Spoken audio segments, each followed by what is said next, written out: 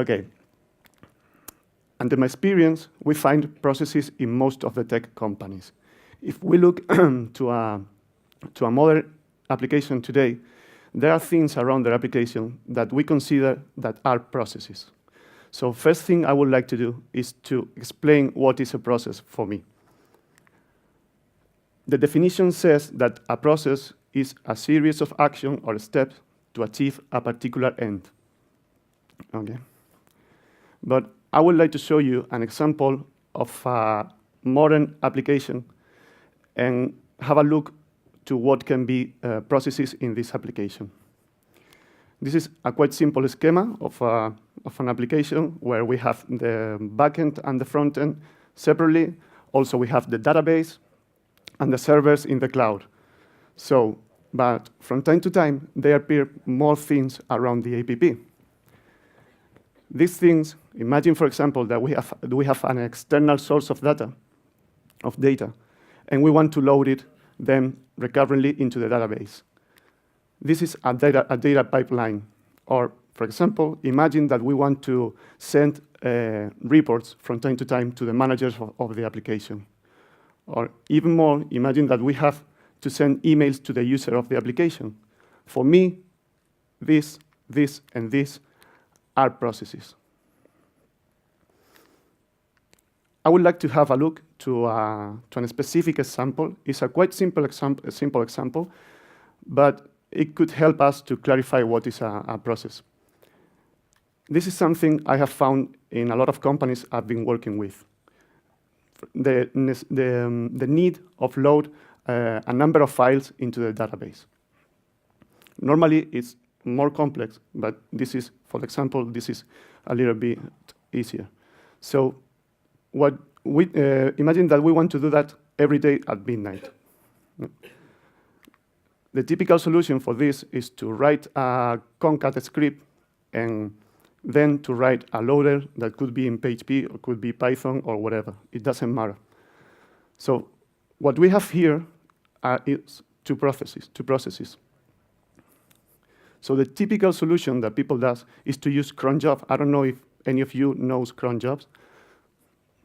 So what we do is to schedule the first cron job at midnight, and the second one 10 minutes past midnight. Okay. Imagine also that we want to send an email if something goes wrong with the second process. Okay. Here we have a big problem, is that we have to believe that the first one is going to end okay and in time by the time the second one has to start. So that's I call cross-finger dependency. But also there are more problems besides the dependencies. This could be the code of our PHP loader script. Process, sorry. Here we have 24% of the code is the application and comments of the application. The 28% of the code is the database connection. And the 46% of the code is the SMTP mail system to get advice if something goes wrong. At the end, what we have here is that only 2% of the code is business logic, which is the line to load the file into the database. This is a big problem for me. Do you find it scary? There are more problems. At the end, we don't have real dependencies. We can use cron job, but what happens if we want to use a cron job and execute a process when the first one fails? You can do that with cron job. We don't have modularization. The process we saw in the example is quite long, but if the business logic grows, it is going to be longer also. The credentials are on the code, and they are decentralized. If we need to build another processes, the credentials are going to be in the same code again. The logs growth is uncontrolled, and everything you need to do with your processes has to be manual. There is no way to execute them remotely. But not only operations with files and database are processes. I would like to talk, okay, do you remember how hard it was to distinguish between backend and frontend a few years ago? For me, this is kind of the same. So I would like to show you 2 more examples of what could be processes. Imagine that we have an application where anyone can register. So every time a new user gets registered into the application, we send him an email. So this, for me, again, is a process. Because normally it's on the backend of the application, but for me, I think it should be completely separate. Imagine that I want to check my website every minute or every 5 minutes. This doesn't fit in the backend of a typical application. So that's why I think that these are, again, processes. So do you think you are using processes in your application? You are, yes, and all of us does. No. So is there any tool that can help us to do these kinds of things? There are some tools on the market, like Airflow from Airbnb or Luigi from Spotify. Yesterday we saw an interesting talk about Airflow. And this is quite good, but they are, I think sometimes I really try to try Airflow. And I think they are built in for a specific target. Data pipelines and data engineering, but I think there should be something wider. There is also this tool, but probably it's not very known, which is Control-M from BMC. And this is very nice. I've been working a few years with that, because it is very used in the bank sector. But the problem is that it is very, very expensive. We are talking about millions. So I want to talk to you about Runnerty. Runnerty is the one that I use. It is an open source project. I'm a contributor of that. The code is on GitHub, obviously, and you can install very easy. Let's focus on how it works, Runnerty. Runnerty is based only in 4 concepts, which are chains, triggers, executors, and notifiers. So let's go step by step. Chain is a set of processes. You can think about a chain, it is like your canvas where you can draw all your processes and the dependencies between them. If we look at the previous example, the concat script and the PHP loader are when you give them a dependency one from another, you are building a chain, which is a workflow, basically. We also have triggers, which are the modules that Runnerty use to fire the chain. In the previous example, we wanted to execute the chain at midnight. So Runnerty has a module, which is a schedule module, and you can say them to fire the chain every day at midnight.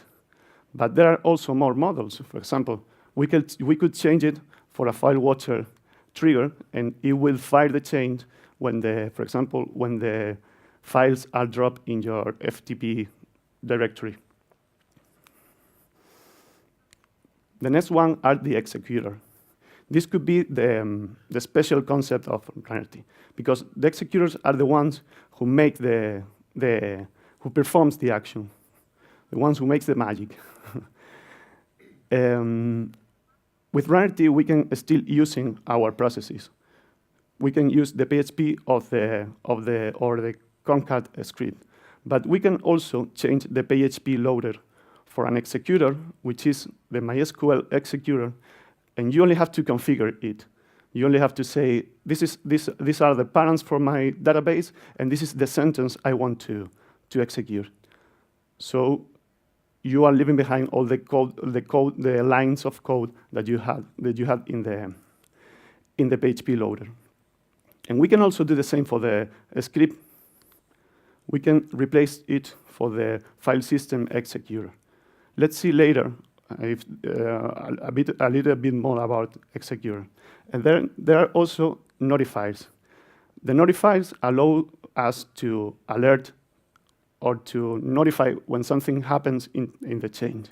So if we want to send an email when the process fails, we can do that using notifiers. And it is not only for when something fails. You can do that also when the chain ends or the process ends, or when it starts, or when it retrieves, whatever. So executors are made to connect Runity with the technologies and services that you use. So we have a bunch of them developed. You only have to install it in your Runity project, and you can configure them and use it. We have Redis, Firebase. There are a little bit more that are not here. And we have the same for notifiers. It is not only for mailing. You can use Telegram, Slack, Twilio, etc. And for triggers, also, we have the same. We have different models developed to use them with Runity. Probably the most used one is the schedule that supports cron codification, and a start and an end date, and also supports calendar. So these are the 4 concepts that Runity are based on.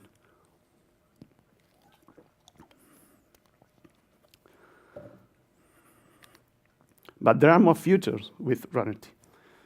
For example, I will talk about just some of them. It is language agnostic. You don't have to know any language to start using Runity, but you can use all the processes that you have in any language with Runity. Also support complex dependencies. Not only when I want this process to start when the previous one has ended. You can do it when the first one fails, for example, and also evaluating values. That's why Runity has an interpreter. This interpreter, you can use it in your chains to evaluate values. Okay, and there are not only values that you have in your config. There are other values that are shared between the processes. For example, if the first one has an output, returns an output, this output is shared with the rest of the chain. If you start using Runity, you have an API out of the box. So you can force chain, check if they are running, check how much they last, and also parents and credential centralization and encryption. There are a few more features like historization, priorities and queues, self-managed logs, and iterators. And also, if you need an executor for Runity, you can build them because it's very easy to do that. So let's see a demo of how Runity works. In this demo, what we are going to do is to download a file from a server, and then I'm going to execute a GA's process, which is going to check if there is an error in the records of the file, and if there are more than 10 errors, it is going to advise me by Telegram and ask me if I want to load it anyway or not. If there are less of 10 errors, it is going to load it straight away. So to install Runity and using it, you only have to install it via npm. This is the config file that Runity used to know what executors, triggers, and notifiers he's going to use. So here we have that we are going to use the schedule trigger and the shell default executor and the HTTP executor to download the file from the server. Then we have our change. This is the beginning of the change. Here, what we have is only the name of the chain and the parents for the triggers that is going to fire our chain. Here we're saying rarity, that this chain is going to be executed every day at midnight with cron codification. We can also add more triggers here. If we add another trigger, when any of them is going to fire the chain. And this is the array of processes that are in the workflow. This is the first process. The first one, I'm saying to rarity that I'm going to use the HTTP executor, and I'm going to get this file from the server and then save it into this path. And then we are going to add more processes to the array. The next one, if we look at the property depends processes, this property says which process he has to wait for. So in this case, it has to wait for the first one. And there is another thing here that is the output share property. That is what I was talking. I talked previously about the interpreter. Here, I'm saying to rarity that the message output of my check.js process is going to be saved into this value, error number. Now we can use this value in the whole workflow. So that's why the next process in the depend processes property is going to wait until the previous process ended, or the number of errors is greater than 5. I told them it's 5. Okay. So let's see how it works. There is another process which is going to load the file into the database.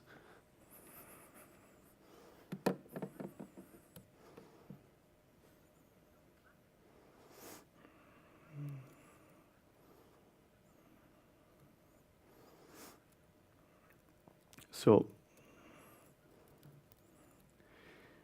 here I'm going to say to rarity that he's going to force the execution of the chain, because we don't want to wait until midnight to execute it. So if we do this, he's now downloading the file,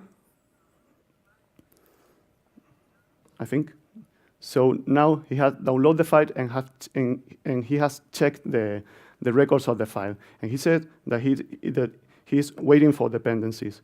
Now, if I go to Telegram, I have this message that it says that the file contains more than 10 errors, and what I want to do. If I want to load it anyway, or if I want to stop the chain. If I click on load it, and we come back, he have executed the loaded file, and the chain has ended. So if we go to the database, here are the records that he have loaded. So basically, this is rarity.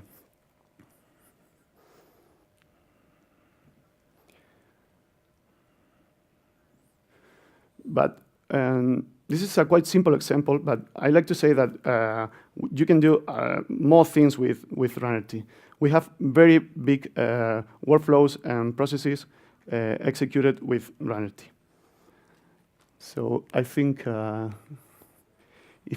if you want to start, if you find it interesting, there is some resources you can use. There is a documentation, and there is a Medium articles where I write from time to time. Also on GitHub and Rarity, or my personal GitHub, you can find some demos that you can start using it with these demos.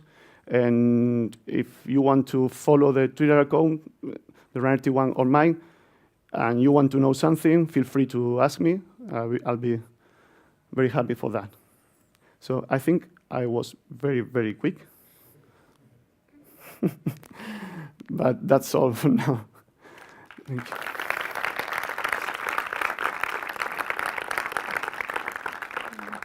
And if there is any question?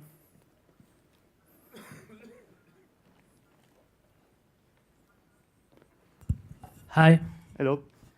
And first, of anything, thank you for your presentation. Thank you. This project looks really cool. Thank you.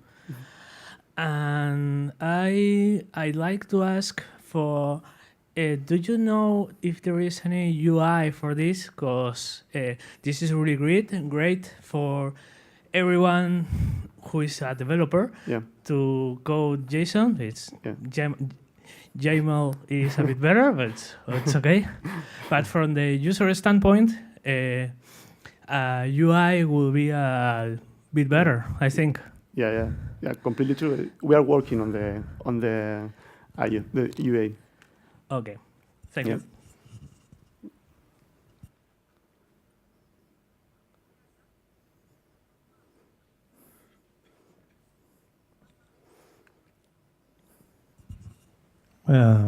Great talk. Thank you. The plugins, have you developed all of them, or do you get contributions from third parties?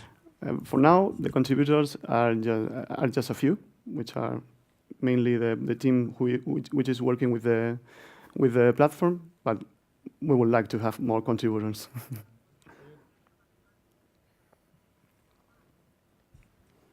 So you did everything by yourselves at your company? Yeah. So that's a huge amount of work.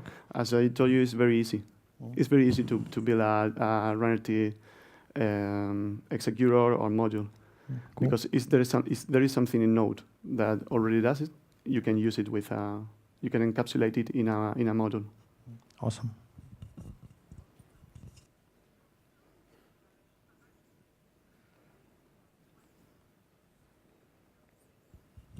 Thanks for the talk. Thank you. Does Runnerty support high availability if the main server fall down or something like this, and use another server and distribute the workload between a cluster? We are working in that future, because Runnerty also provides queues and priorities, which could be used in this way. But we are working in the distribution of Runnerty in different servers if one fails. We have very big things running with Runnerty and never had the necessary to do that, but we are working on that. If you want, we can talk about that later. And it stores a log about running processes and the historical. Yeah. You can connect it with a database, and then you have the historization, and also the logs you can manage very easy with Runnerty, because you can send all the outputs to one log, or have one log for every process, or one log for every change. And with the temperature, you can, for example, give a date to the logs, because it provides you a lot of values, data values, or things like that. Okay, thanks. That's all.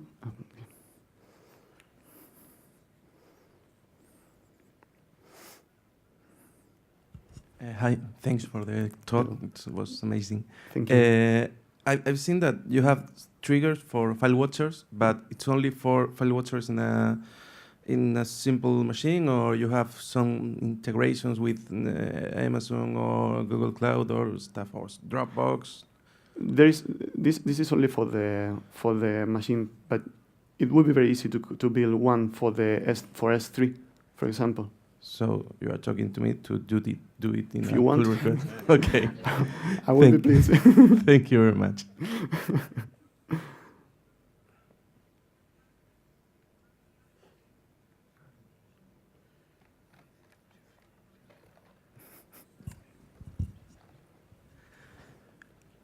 This question may be out of the scope of this talk, but I'd like to ask it anyway. And if you think that it's too much out of the scope, we can just skip it. Okay. So you had processes which were already working, and you saw a problem, and you wanted to give up a solution. Let's say that you worked at a company where management would have said, yeah, but it's already working. Why do you want to do it again? Or why do you want to better it? It's working most of the time. So which were your arguments to pitch it to your managers? And it's working, but it could be so much better. with the companies I work to using Runity, normally what happens is that's okay because what they have, they work. But if the business grows, it starts to fail. Because if you have to manage a big amount of data, it starts to last a lot of hours. So that's why normally they use Runity. If it is an answer for you.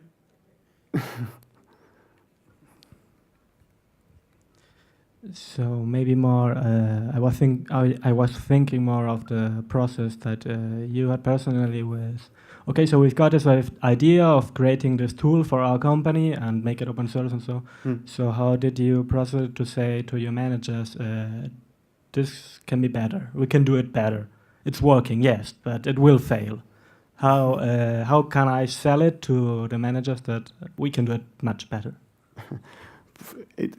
If you want, we can talk about this later because it has a lot of future. It could be, I don't know, dozens of things that will make you to use Runity. Thank you. Okay.